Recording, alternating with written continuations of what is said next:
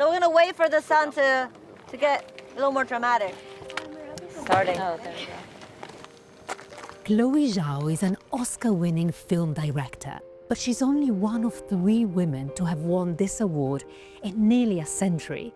To this day, she's also the only woman of color to get an Oscar for Best Director. Her films often focus on outcasted communities, nomads, cowboys, indigenous people. Most recently, she's entered the Marvel Universe, and she's directed the most diverse film in their franchise. We've come here at Elstree Studios in London to talk to her about how the film industry in Hollywood is still shaped by men, what she's doing to change that, and how being an outcast is her superpower.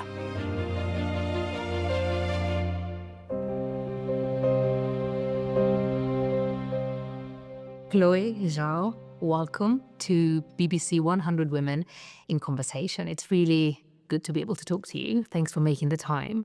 First, I wanted to ask you, you are the second woman to have ever received an Oscar for Best Director. And to this day, you are the only woman of color to have received that award. When you think about that now, what does that title mean to you? It's such an honor. It was a year of the pandemic, so it was the first time we were able to gather in person. And it wasn't at the Dolby Theater, it was at Union Station. It's in the side of a train station. So it felt like a small indie film festival. I really loved it. So you liked that it was more intimate? It was less scary. It was less nerve-wracking, I think, yeah. So we have chosen 3 clips from 3 films that you've directed in the past few years, and we'd like to show you those clips and ask you about them. Okay. So let's start with the first clip from Songs My Brothers Taught Me. Let's take a look.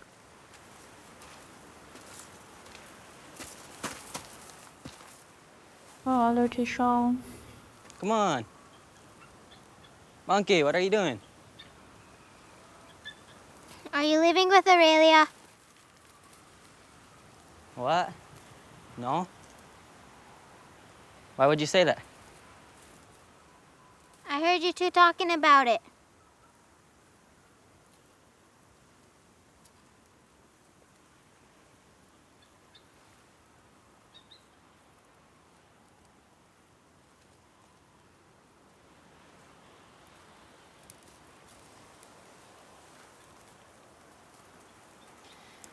Are you really leaving me?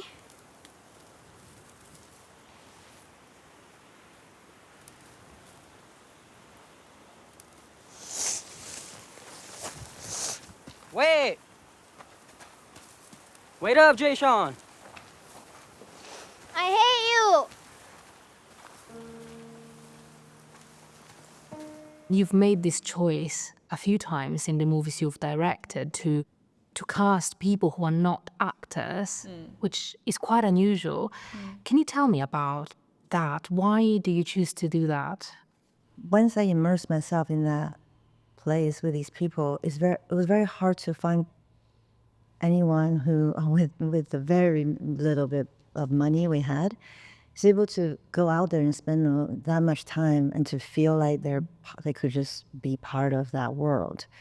And I had mentors in film school say, well, if you can't afford someone that can go through the process to do that, then might as well just get a real thing. and then I realized that it is not about professional or non-professional. It is about, are you authentically in your body present in that moment? That's where good acting comes. You've often chosen to represent outcasts. And we've seen this in Songs My Brothers Taught Me, where you talk about the Native American community. You've done a whole movie about a cowboy. Why is it important for you to tell these stories? Where does that urge come from?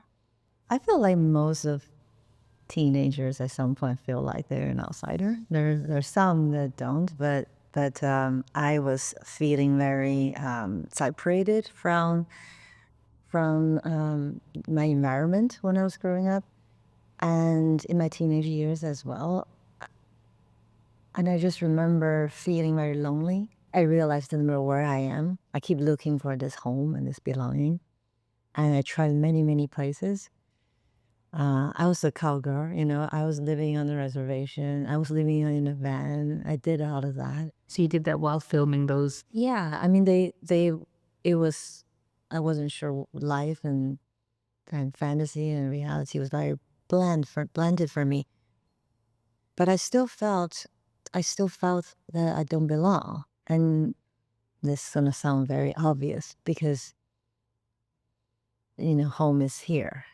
And now at 42, I can look back and go, wow, I wish I was there with that little girl and say, you're not alone because you're not separated. Separation is an illusion. I wish I was there to tell her that. But I'm also glad no one did because then she spent a lot of time. She spent her whole life trying to tell stories of people who are separated, who we feel they exist in the world that's so different than ours, that we have nothing in common. And then I tell these stories and I show them to people around the world and they go, they're just like us. And therefore, that illusion of separation dissolves within the 2 hours they're in the theaters together. And you moved to Brighton in England when you were 14. Yeah. And you know, I actually moved to Brighton when I was 18 No way. and I spoke very little English. And you had a similar experience, right? We were probably going to the same clubs. But you know, that was difficult. You know, that feeling of it's not my mother tongue. How has that experience shaped the way that you make film? I think it made me listen more. Let's say I go to someone's home for a holiday, you know, because I was exchange student. So, and I sit there, I have a meal, and then people are talking and I didn't understand what they're saying. And it takes a long time for me to express myself. So I started to look for nonverbal cues. And I think that is why my films don't have a lot of dialogue, because I find that to be more universal. Language is beautiful, but sometimes it separates us because we don't understand it. But a smile is a smile, a touch is a touch. What does your identity as an Asian American director mean to you? Do you feel that it sets you apart? Do you think that, you know, it informs the way that you do things? Or do you think it doesn't really matter? I think it definitely informs the way, you know, our culture that of our home country definitely influences in our bones, is in my digestive system. Coming from China, from the Eastern culture, you know, there are philosophies, there are way of being that's deeply rooted in my culture that I feel like definitely shows up in my films. And the blending of the East and the West and the harmonization of it, I feel like subconsciously I've been exploring in my work. You said that the structure of the film industry tends to be masculine. Yeah. Can you tell me about that? Yeah, I think a lot of women who thrive to gone to like the top of their field could resonate with that maybe, because even just working hours of Monday to Friday and repeat that every day for the rest of your lives. We're in a society where we value productivity over everything. You know, how can you produce the most in the least amount of time? And it's not like people make those decisions are good or bad. It's survival, right? So I find myself hustling and thriving in the film industry to get to where I am, and sort of looking back at it, have sacrificed things I feel like I would like going forward other women don't have to sacrifice, because if we don't change the structure of the industry we work in, we're just saying that we need to be exactly like men, and I don't to have value, and I don't think that is where our power lies. So you think that the way that the film industry is built, the structure of it, tends to favor men more than women? I believe the working structure of every industry is like that. It makes more sense to a man's physical body. Even I think as a woman, with the last few years, and through filmmaking, through collaborating with actors, particularly, like I've been trying to learn what's in here, not just here, and discovering as a woman there is deep strength in my body that's different than a man's. And then, What kind of strength? well, let's say I menstruate, and that made me understand that life is cyclical, that my body operates cyclically, where again, I can't speak for men, but it's a bit more linear. And so every month I experience 4 seasons that you realize, wow, in this season, certain sensitivity and capacity is amplified. And in that season, I have incredible boundaries, and I can sink really deep into my subconscious to come up with things for my script. So then I go, yeah, but my working hours and the way meetings are planned and the way a film shoot is planned does not really allow me to fully bring that power forward. There were moments growing up I wish I were a man, because I thought my life would be easier. I wouldn't have a lot of these things that were told that not going to make me able to achieve things. But then when I try to be like a man, but then now when I start to accept my womanhood and my body and what my strength is, that is when true safety started to come in. But I'm curious because you are a successful Oscar-winning film director, and yet do you think your life in the industry would have been easier as a man? No, I don't know how easy it is for men these days either, to be honest. I think they all need a hug from us. And I see the men around me, they're exhausted. And I don't think this is easy for anyone because it's not natural the way we've been trying to thrive in a way that is unnatural. Do you feel a level of responsibility? Now you have a bigger voice to try and change things. Has that sort of changed how you navigate the industry? I never want anyone to come out of a creative experience more wounded than when they first arrived. There's no reason. Nothing is important. I feel like it's not just the film industry, but again, in the name of productivity, of achieving goals, of thriving, of accomplishment, of proving one's self-worth, we put ourselves through so much that is not healthy. Now, I'd like to show you another clip from one of your movies, and this is from the movie that won you an Oscar, which is Nomadland. Let's have a look. My husband worked at the USG mine in Empire, and I worked in human resources there for a few years. That was my last full-time job. I did a lot of part-time jobs. I cashiered at the Empire store. I was a substitute teacher at the school for 5 years. Didn't the Empire mine shut down and then all of the resident workers had to relocate? Yeah, about a year ago. Wow. So when do you need to get back to work? Now? It is a tough time right now. You may want to consider registering for early retirement. I don't think I can get by on the benefits. And, I need work. I like work. I'm not sure exactly what you would be eligible for. What was, to me, really interesting about this scene was that she really wants to work. She's looking for a job.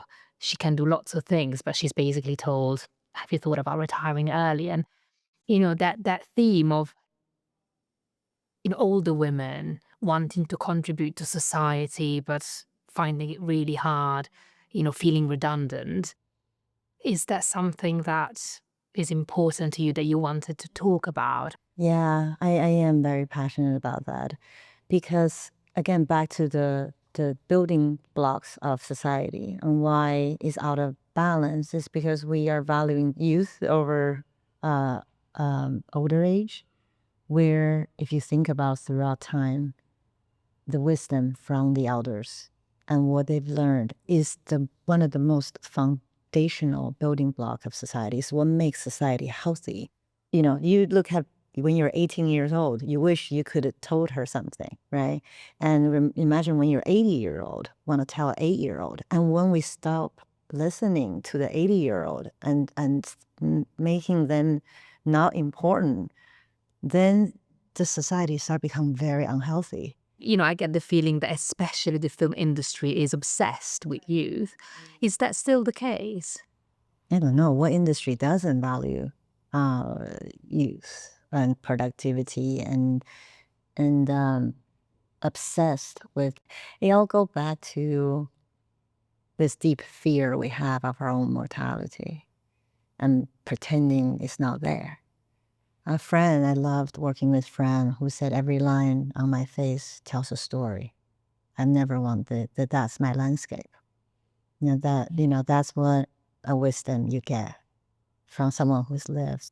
In the past, you've spoken about why it's important to have women shaping the way that a film looks. And you've talked about the female gaze being important from a female director, but also you've said that, you can have a female gaze from a male director. What is the female gaze and why is it important? You have a script, you write a really brilliant script, and then you hire the best people in the world, and then you get in the can, and then you edit it, make sure it's still that, and you test it with a bunch of audience, and then you shoot more, and then you just make sure it's never gonna fail according to what the audience trend data comes in. It's exhausting just to say it.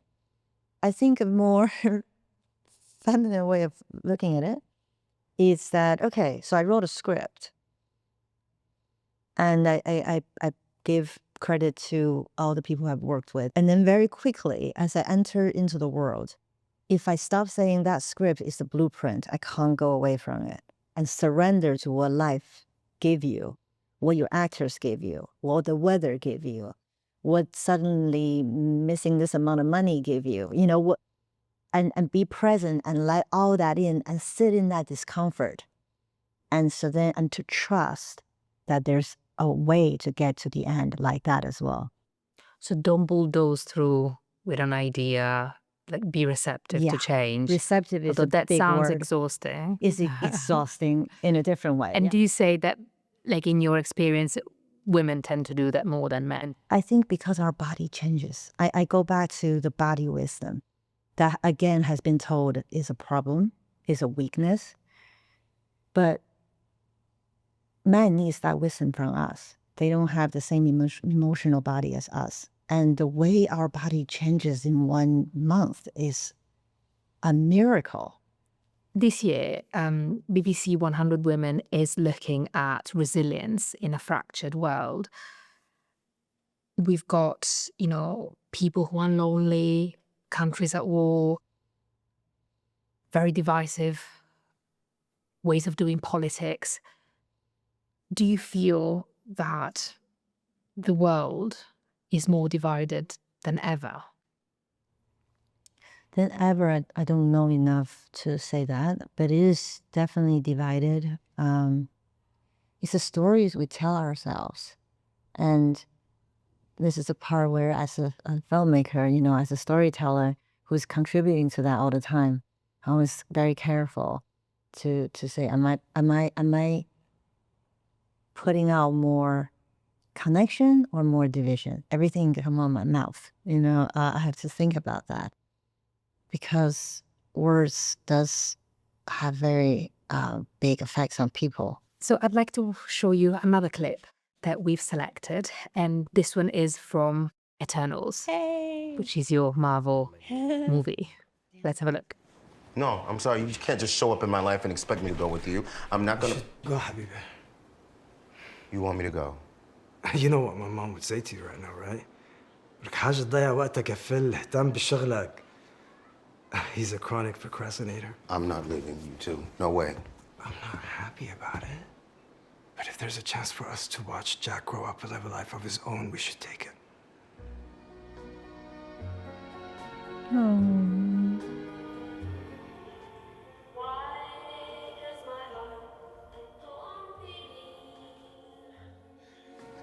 Why do these eyes of mine cry?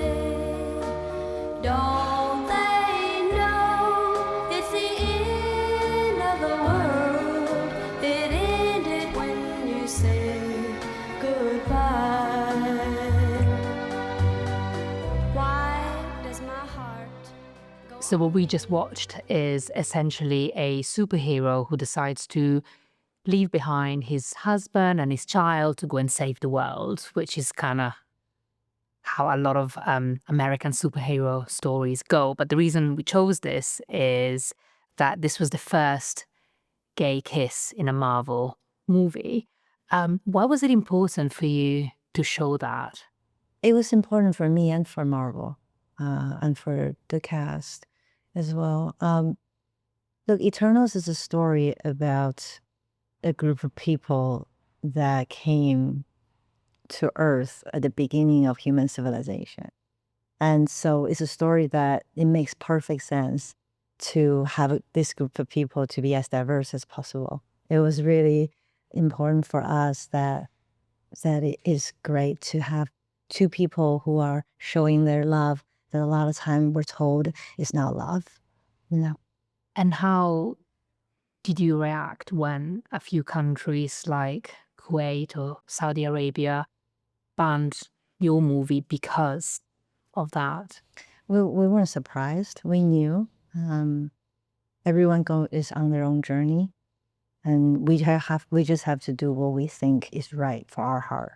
Where do you think Hollywood is when it comes to diversity? I will have two feelings about that, but one in front of the camera, one behind. I feel like in front of the camera, we have made big progress. And it's about getting deeper and deeper, more nuanced with that progress. You know, it's not just about getting certain number of representation, but can these people just be human beings? Can they not only be in films that has to address certain kind of issues? Can they just be in every genre of films? They just exist as a human being, as opposed to being there because they have certain kinds of skin tone or gender, you know. So I think that we're beginning to see that, because once the first layer of representation is get to a certain point, we're starting to ask for more deeper representation, which is really just natural. Just I exist, just as a flawed, complicated human being as you, as opposed to I'm sort of a species that needs to be treated differently. So I think we're getting there on the way to that. I hope, at least I see efforts. Because if we're only doing superficial level, it's not true representation.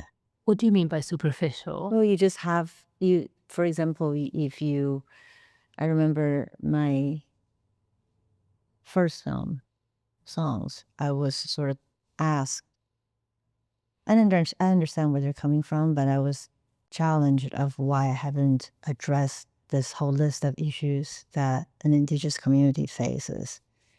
I said, well, because it's a film about a teenager trying to figure out where they belong.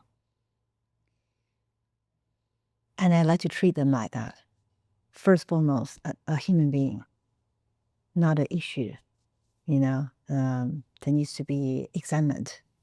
And I myself would like to be treated that way, not just as a Chinese woman, but as a human being. And are we seeing that second layer of I think so. I think it's starting, and great filmmakers, both from every walk of life, have been feeling that. Because at the end of the day, great filmmaking, great characters require that.